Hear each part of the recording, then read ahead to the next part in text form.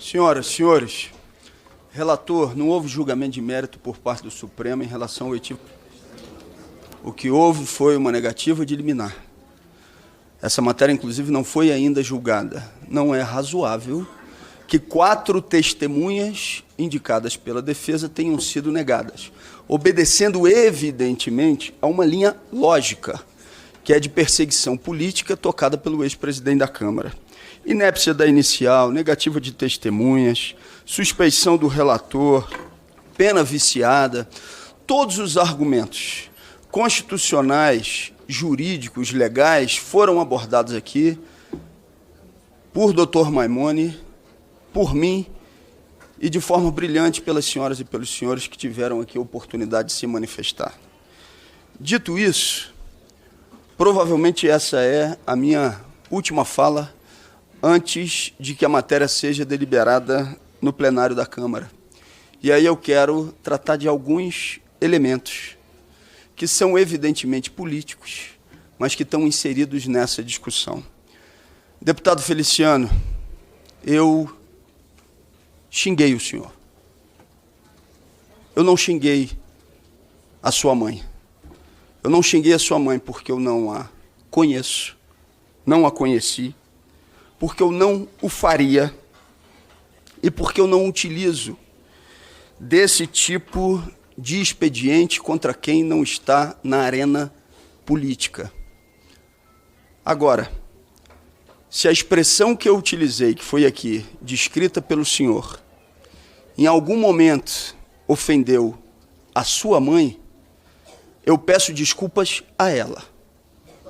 Eu peço desculpas a ela e Deus está vendo que o faço com sinceridade. Faço a memória dela. Agora essa também passa a ser uma oportunidade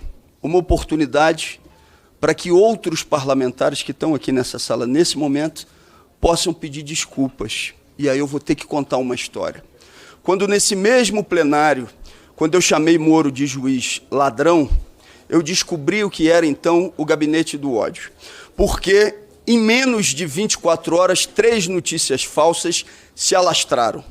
Uma delas foi um sujeito colocando dinheiro na cueca e diziam: olha aí o deputado que chamou o Moro de juiz ladrão. Quem me conhecia sabia que aquela cara não era minha. Inclusive, para minha surpresa, o próprio deputado Otônio de Paula foi às suas redes sociais e dizer: discordo de tudo em relação ao deputado Glauber, mas isso daqui se trata de uma mentira, não é ele. Quem conhece sabe que não é. Uma outra era uma notícia de jornal que fazia, então, um gráfico de ampliação exponencial do meu patrimônio, como se uma notícia de jornal fosse. Se tratava também de uma evidente mentira, que foi desmentida por todos os mecanismos de checagem. Agora, aí vem a terceira mentira, e que eu confesso, é aquela que mais me desestabilizou, e que me desestabiliza até hoje, pelo tamanho da crueldade. Esse deputado teve a mãe dele caçada por roubo de merenda. Se trata de uma bandida. O que nunca aconteceu. Era simplesmente uma mentira. E uma mentira que parte da extrema-direita percebeu que me desestabilizava. A partir daquele dia, então, ela foi utilizada de maneira permanente e repetitiva. Eu cheguei a falar para minha irmã em casa, não quis preocupar meu pai com isso, que já tem 83 anos, e falei para a Sâmia: olha, essa mentira me desestabiliza. Eu posso vir a perder a calma com um deputado que repetidamente a fala. Porque aí, deputado Feliciano, diferente e muito diferente de algo não intencional, era a intenção. A intenção deliberada de atingir, de atacar uma mulher honrada que cavou o chão com as unhas e que, para além disso, estava com Alzheimer avançado e não estava mais na arena política há bastante tempo. Antes da minha reação ao provocador, eu deixei de reagir muitas vezes, e pode ser que esse tenha sido o meu erro. com o que fizeram muitos parlamentares em relação à memória dela. É a oportunidade, eu dei essa oportunidade ao provocador, no Conselho de Ética. Perguntei para ele, provocador, o senhor gostaria de publicamente pedir desculpas à minha mãe, mesmo ela estando falecida, e a memória dela? E a resposta dele é que não iria fazê-lo, que não faria. Do mesmo jeito, eu pergunto, sabendo da condição em que minha mãe estava, se a deputada Carla Zambelli, pelo vídeo que fez junto com o seu assessor, utilizando os piores adjetivos em relação à minha mãe, se ela gostaria de se desculpar também. Ela tem a possibilidade de fazê-lo. Eu gostaria de perguntar ao deputado José Medeiros se ele gostaria também de se desculpar publicamente agora por aquilo que falou em relação a ela. Eu gostaria de perguntar, e esse provavelmente é o caso mais grave, ao deputado Éder Mauro, se ele gostaria também de pedir desculpas publicamente pelo que falou. Não só pelo que falou, no período em que ela já estava com Alzheimer avançado, mas se gostaria também de pedir desculpas de agora, depois do falecimento dela, agora, deputado. Talvez, no dia de hoje, eu possa não convencer os senhores, mas eu não estou tirando uma tonelada das costas como culpa, mas talvez eu esteja tirando uma tonelada de dentro de mim de mágoa. Eu gostaria de saber se o deputado Éder Mauro, que acabou de publicar um vídeo, depois dela falecida, aqui nesse mesmo plenário da CCJ, onde se refere a ela mais uma vez como bandida e outros adjetivos que o deputado sabe que utilizou. Deputado, retire isso da sua rede e faça um pedido de desculpas a uma pessoa que está falecida e que era uma mulher honrada, que cavou o chão com as unhas. Eu não falo isso mais agora aqui com raiva. Eu falo de maneira objetiva, mas ao mesmo tempo muito emocional, transbordando também o que é essa emoção no momento como esse, onde eu estou tendo a oportunidade de falar. Eu lembro onde cada um se referiu a ela com essas expressões, seguindo numa linha política de desestabilização permanente. Eu gostaria de saber se o deputado Caveira também gostaria de se desculpar por, no estacionamento do anexo 4 da Câmara dos Deputados, ter dito, vou chamar o deputado Éder Mauro, evidentemente se referindo a esse acontecimento, porque sabia que me desestabilizava e que eu reagi nas minhas palavras ao que ele estava dizendo. O provocador que veio naquele dia foi o resultado não exclusivamente da sua ação, mas foi o resultado de uma linha política de desestabilização que, de fato, me desestabilizou. Eu tenho que confessar às senhoras e aos senhores, e talvez hoje tenha sido o último dia que essa desestabilização me atinja desse jeito, porque a partir do momento em que ela é colocada publicamente, eu não vou precisar tratar do que aquilo me gerou numa conversa reservada com Sâmia, nem numa conversa reservada com minha irmã, que me disseram, não reaja. É exatamente o que eles estão querendo, é o que eles estão buscando de você.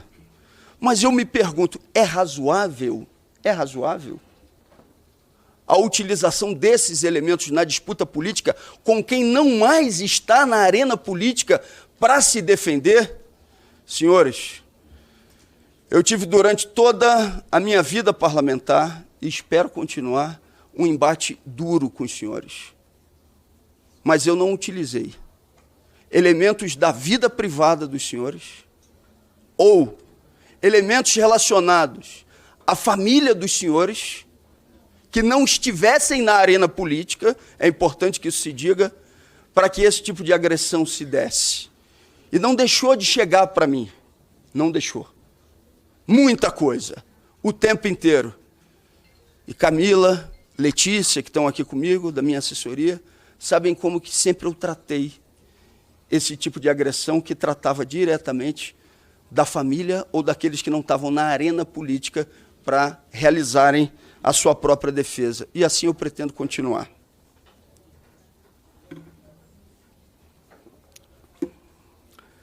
deputado Marcon disse aqui que eu falei sobre a forma como serviram a minha mãe, que não tem provas. O deputado não tem a obrigação de saber, mas tem provas abundantes. Tem um vídeo que já circulou de maneira mais ampla possível, onde há demonstração do que o provocador disse. E o próprio provocador, questionado e confrontado no Conselho de Ética, disse que não queria se desculpar. Ele assim o fez. Ele reafirmou a sua mesma posição.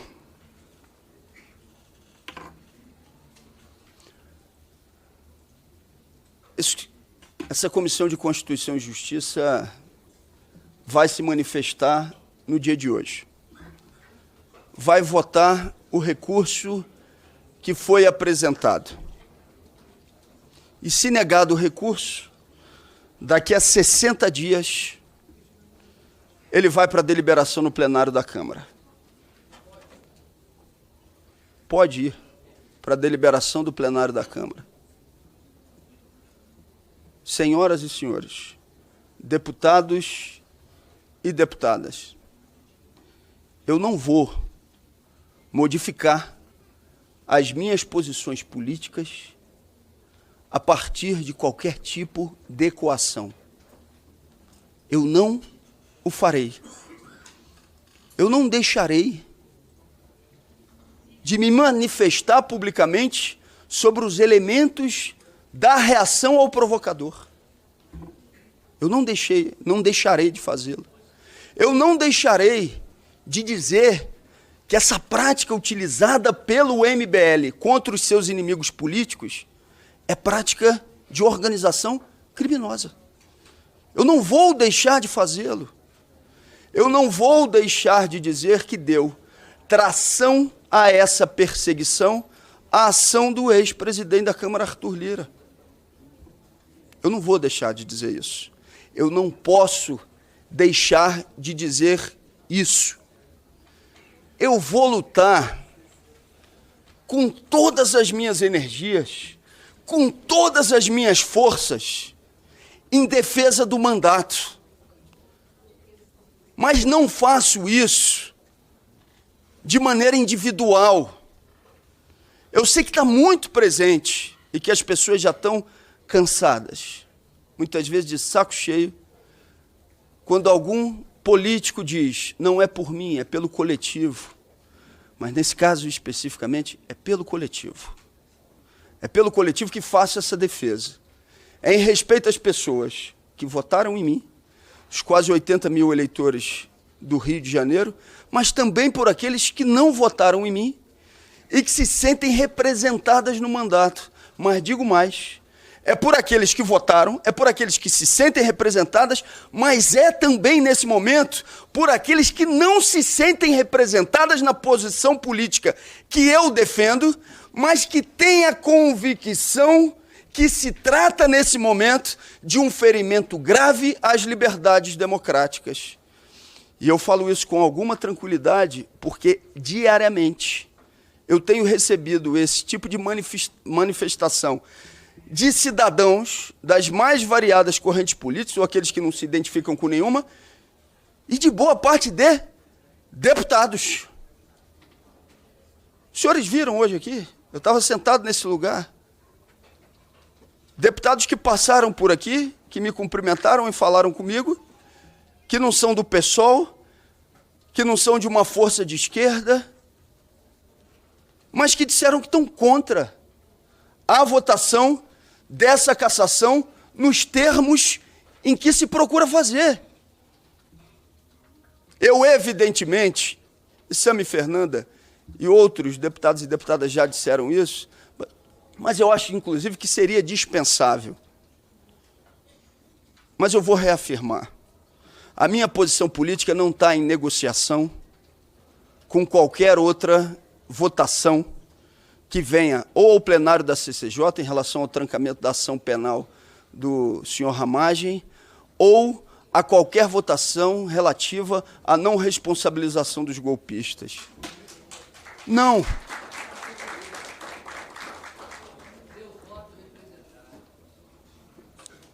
Não. sabem por quê, senhores? Sabem por quê?